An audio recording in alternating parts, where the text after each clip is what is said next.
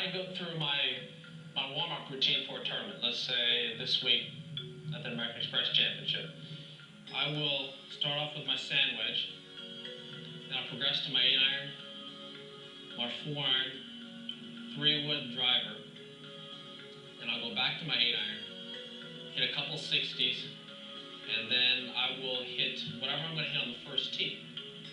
Whether it's 2-iron, 3-wood, or driver, whatever it is, I'll try and rehearse what I'm going to do on the first tee.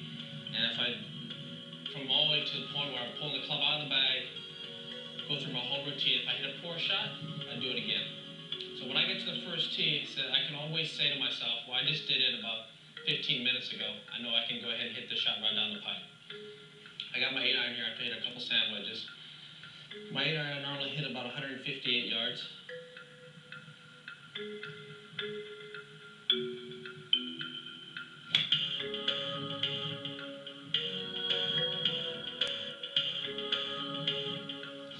Now you say normally. Does that mean you're swinging 100% No, at your 8-iron to get a 158? No, my irons I generally swing at about 80%, most of my clubs. And then occasionally I'll either crank it up or crank it down depending on the shot. But this is me getting the wind. Just a normal 8-iron should go maybe 151, 150, somewhere around there.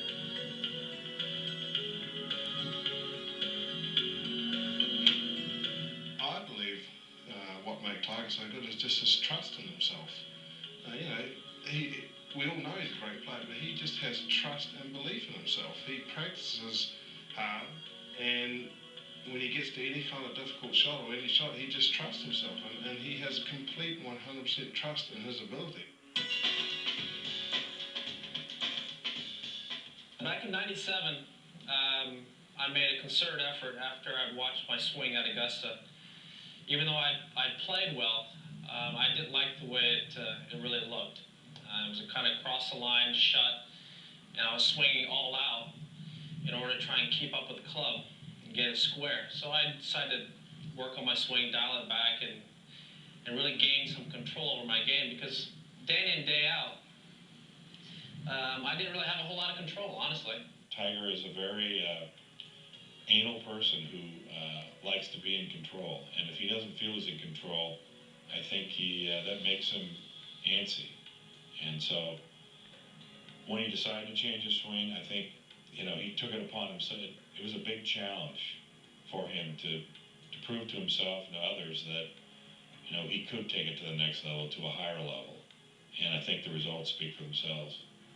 I'll go back to my old swing for you. I'll show you the difference.